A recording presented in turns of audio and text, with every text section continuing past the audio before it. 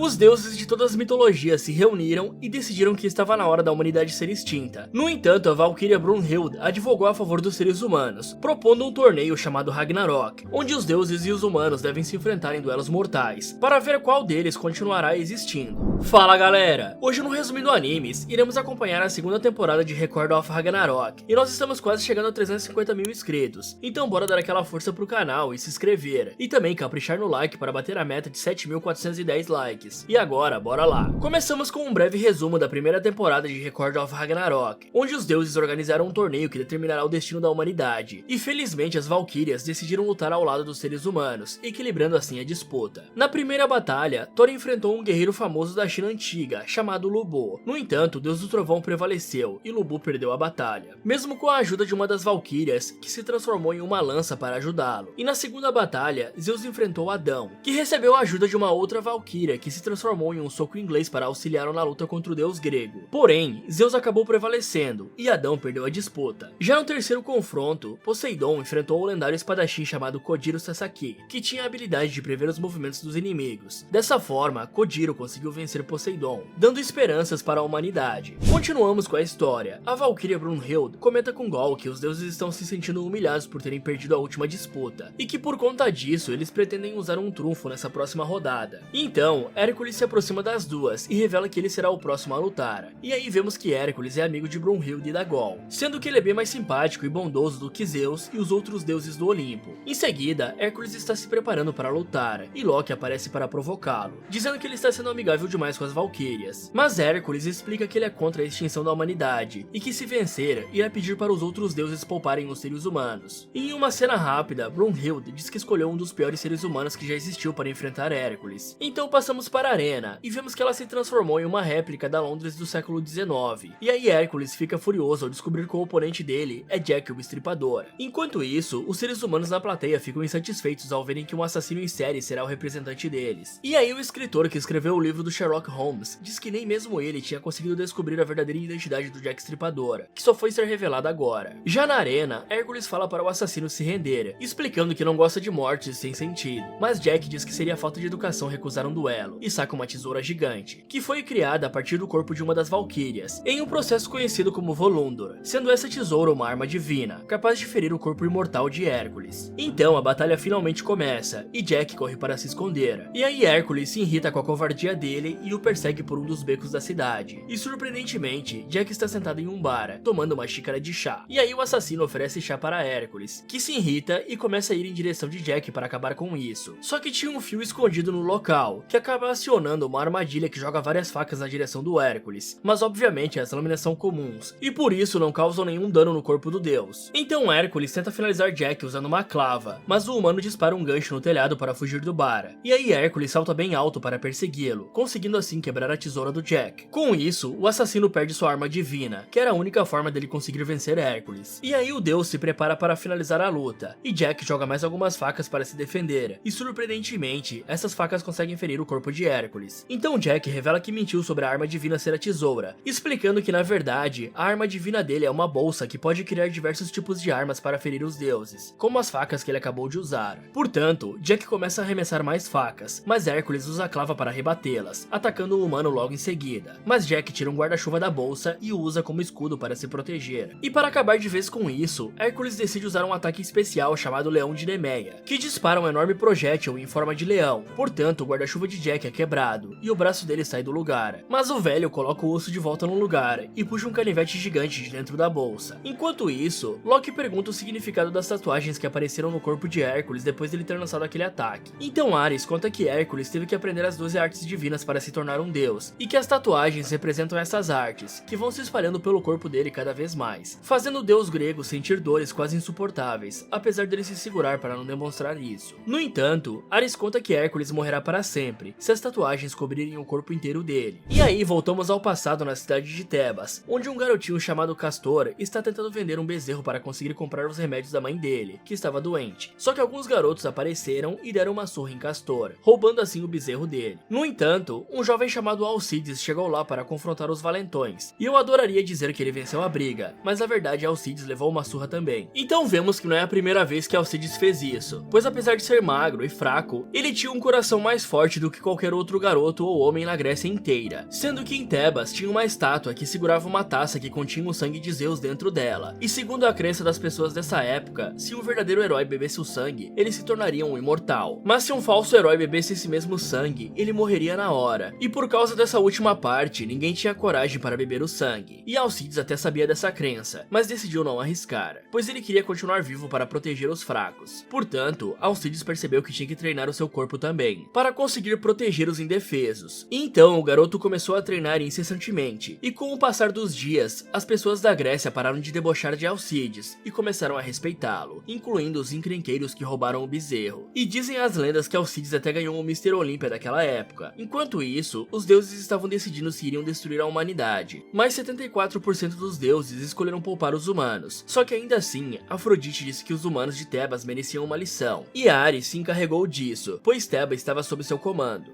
Com isso, Ares cavalgou com seu cavalo de fogo até a cidade para destruí-la, e as pessoas ficaram com medo do deus e aceitaram seu destino, exceto por Alcides, que correu até o portão da cidade para protegê-la. E aí Ares ficou impressionado com a coragem do garoto, e disse que o pouparia se ele saísse do caminho. Mas Alcides estava decidido a proteger os demais cidadãos, explicando que essa justiça dos deuses gregos não é correta. E para conseguir enfrentar Ares, Alcides pegou a taça com o sangue de Zeus e bebeu tudo. Então ele se tornou imortal e ganhou uma força absurda. Com isso, ele destruiu o exército inteiro e começou a lutar de igual para igual com Ares. E aí Zeus desceu até Tebas e separou a briga, dizendo que Alcides deve se juntar a eles e se tornar um deus. Mas o jovem impõe uma condição, a de que os deuses prometam que não irão mais se vingar da humanidade. Com isso, Zeus disse que Alcides se tornará um deus que representará a humanidade e mais tarde ele o batizou com o nome de Hércules. De volta ao presente, Ares conta que se sente honrado por ter lutado contra Hércules, e podemos ver que Castor, o antigo amigo de Hércules, está na plateia assistindo a batalha. Já na arena, Jack usa várias cordas de piano para aumentar a velocidade de arremesso das facas, ferindo o deus várias vezes. Só que o deus grego muda da arte do leão para a arte da águia, e assim ele consegue causar uma rajada de vento com a clava, mandando as facas de volta para Jack. Então, o monóculo do maluco é quebrado, e vemos que ele tem um olho especial que pode enxergar as emoções das pessoas. E dessa vez, vamos para Londres do século XIX para conhecer o passado de Jack, que era bem pobre, e por isso, o garoto de 12 anos volta e meia revirava os latões de lixo para procurar comida. Em uma dessas ocasiões, Jack estava revirando o lixão de um restaurante, só que o chefe de cozinha viu isso, e violentamente chutou o garoto. Então Jack usou seu olho especial para ver os sentimentos do homem, percebendo assim que esse cara estava completamente tomado pelo ódio e pela raiva. E aí Jack implora para ficar com a comida do lixo, e em seguida o garoto leva os alimentos até a sua mãe chamada Mary, que trabalha como relaxadora profissional em uma casa de relaxamento. E por conta disso, Jack tinha que presenciar vários homens desrespeitando e até mesmo agredindo a mãe dele. E o interessante é que Jack usava o seu olho especial para enxergar o que sua mãe estava sentindo. E o garoto sempre via uma aura dourada dentro dela, mostrando que apesar das dificuldades, Mary amava imensamente o filho dela. Em um dia, Jack estava sentado nas escadas do local estudando Shakespeare. E aí uma relaxadora profissional chamada Anne se sentou ao lado do garoto e disse que é uma pena que Jack tenha nascido em um lugar assim, já que ele é inteligente e provavelmente não terá grandes oportunidades na vida. Mas surpreendentemente, Jack sorriu e disse que era a pessoa mais feliz do mundo, dando graças em todas as circunstâncias. Só que após isso, Jack encontrou sua mãe chorando no quarto, e Anne explicou que o homem que Mary amava há anos a deixou para se casar com outra. Com isso, Mary mostrou sua verdadeira face e xingou e agrediu Jack, explicando que nunca quis ter o garoto e que só o deixou nascer para tentar dar o golpe do baú naquele homem, falando toma que o filho é teu. Portanto, vemos que aquela aura dourada era o amor que Mary sentia pelo garanhão e não pelo filho dela. Então Jack usa o seu olho especial e vê que Mary está tomada pela raiva, e aí ele decide finalizar a sua própria mãe, achando que assim estaria a libertando desse sentimento ruim. Após isso, Jack foi até a casa daquele cara e o eliminou também, o chamando de papai. Mas de volta ao presente, Jack fala que quer ver a cor roxa dentro do Hércules, pois essa cor representa o medo. Só que o deus grego encurrala o psicopata e Jack usa o gancho para se pendurar no relógio Big Ben. Porém, Hércules bate com a clava na estrutura, derrubando o relógio. Então, Jack pega o mostrador do relógio e arremessa na direção de Hércules, cortando assim o braço do deus. Com isso, todos na arena ficam surpresos, pois o relógio não saiu de dentro da bolsa especial do Jack. E aí Loki explica que o velho mentiu sobre aquela bolsa também, e que as verdadeiras armas divinas são as luvas que Jack está usando. Ou seja, tudo o que ele tocar se transformará em uma arma capaz de ferir os deuses, incluindo objetos da cidade. Enquanto isso, Brunhild está assistindo à luta, e descobrimos que ela já sabia de tudo. Então voltamos a alguns minutos atrás, e vemos Brunhild pedindo a ajuda de uma outra valquíria chamada Hyo, que se parece mais com uma idol de K-pop. Só que Hyo se recusou a ajudar Jack, pois ela não gostou da ideia de se fundir com um assassino cruel. No entanto, Jack chegou no quarto quarto da Valkyria e a subjugou usando o medo, forçando Hyoki a se fundir com ele. De volta ao presente, Gol fica com raiva ao perceber que Brunhild só assistiu a cena e não fez nada, mas Brunhild explica que elas precisavam do poder da Hyoki para essa quarta batalha. Já na arena, as pessoas da plateia começam a achar que Hércules será derrotado por Jack. Ares também está lamentando e já dá o deus como derrotado, mas Zeus lhe dá um soco e diz para ele não ser tão pessimista, explicando que Hércules não se deixa abalar por situações ruins. Enquanto isso, o deus usa o couro da sua armadura para criar um torniquete, parando assim o sangramento. Com isso, Jack retira o seu chapéu em sinal de respeito a Hércules, revelando que não viu um pingo sequer de medo dentro dele. Então Hércules fala que Jack deve ter ficado assim por conta da vida difícil que teve, explicando que os seres humanos cometem vários pecados, e que ainda assim ele os ama, ao contrário de Jack, que se deixou corromper na primeira grande decepção que teve. Com isso, os seres humanos que estão na plateia ficam emocionados, e Jack vê a mesma aura que a mãe dele tinha, mas dessa vez em Hércules. Então, o deus fala que irá salvar Jack desse sofrimento, dando um descanso eterno para o maníaco. Portanto, Hércules joga sua clava pro alto, e ela começa a girar em círculos, abrindo um portal que liberta a última das artes que Hércules aprendeu, que é nada mais nada menos do que o Cerberus, o cão do deus Hades. Com isso, o cão se funde a Hércules, e Zeus comenta que essa nova forma é extremamente perigosa, pois o deus morrerá se não alimentar o cão com o corpo do inimigo, que no caso é Jack. Então a luta recomeça, e Hércules desfere um soco que quebra um prédio em pedaços, mas Jack pega os destroços e os usa como arma. Só que Hércules está bem mais poderoso, e por isso ele consegue encurralar o velho, que pega uma tampa de bueiro para se defender, porém o soco atravessa a tampa e acerta o rosto de Jack, o fazendo sangrar. E aí o estripador tenta usar a arma de gancho para fugir, mas Hércules o joga no chão com um soco, fazendo Jack cair bem em cima de uma estaca de uma cerca. Então, o maluco arranca a estaca que estava perfurada em seu corpo, dando um enorme grito de dor. Com isso, Jack revela que tinha cortado o prédio usando a sua própria capa quando estava caindo no chão, portanto ele foge do local, e o prédio esmaga o deus grego, que não pode fazer nada para impedir isso, pois o prédio se tornou uma arma divina no momento que Jack tocou na estrutura com as luvas. Então a maioria dos espectadores começa a achar que Hércules está acabado, mas o deus grego se recupera e fala que a justiça dele nunca será abalada. E ao ouvir isso, Jack literalmente dá uma coringada, e diz que está decidido a transformar a aura do Hércules em roxa para fazê-lo sentir medo. E aí os dois voltam a trocar golpes, e Jack é gravemente ferido. Com isso ele apaga por alguns instantes, e começa a imaginar como seria se sua vida tivesse dado certo, visualizando a sua mãe casada com um homem, e o chefe de cozinha lhe oferecendo um frango assado. E aí Jack acorda e se levanta com grandes dificuldades, colocando as suas mãos nas feridas para tentar conter o sangramento. Com isso ele se aproxima de Hércules com as mãos vazias, e o deus acerta um outro soco, mas surpreendentemente Jack consegue abrir 2 buracos no peito de Hércules, mesmo estando com as mãos vazias. Então descobrimos que Jack não estava tentando conter o sangramento, e sim que ele estava banhando as luvas com seu próprio sangue, para transformar o líquido em uma arma capaz de ferir o deus. Com isso, Hércules abraça Jack e diz que ainda ama a humanidade, e que está torcendo para que Brunhild consiga ajudar os humanos. Portanto, Hércules começa a se desfazer em pequenas partículas, deixando todos os outros deuses incrédulos com o que acabaram de presenciar. Só que Jack diz que ele é o verdadeiro perdedor, pois ele não conseguiu fazer Hércules sentir medo. Então, o narrador anuncia a vitória de Jack, e a Valkyria volta ao normal. Mas pela primeira vez no torneio, a plateia começa a jogar pedras no vencedor. Em outro local da arena, vemos que Gal está chorando bastante, e Brunhild tenta se segurar para não fazer o mesmo. Então ela caminha até um altar secreto, onde tem taças de ouro em frente às fotos de Lobo, Adão e Hércules, mostrando que Brunhild realmente se importa com os que morreram protegendo a humanidade. Enquanto isso, Loki conta que não esperava que Jack iria usar o seu próprio sangue como arma. Hermes também mostra bastante admiração pela estratégia do humano, só que Zeus se irrita e diz que isso é absolutamente imperdoável, pois os humanos estão a uma vitória de passar os deuses. Enquanto isso, Ares chora incontrolavelmente. Já em outro local, Loki chama Buda para questionar se ele está traindo os deuses, já que Loki suspeita que as Valquírias receberam uma ajuda para fazer a fusão, pois tecnicamente elas servem aos deuses e não poderiam ser capazes de se juntarem aos seres humanos para dar forças a eles. E aí Loki comenta que existe um conceito parecido com o da fusão no budismo, dizendo que eliminará Buda se descobrir que ele é realmente um traidor.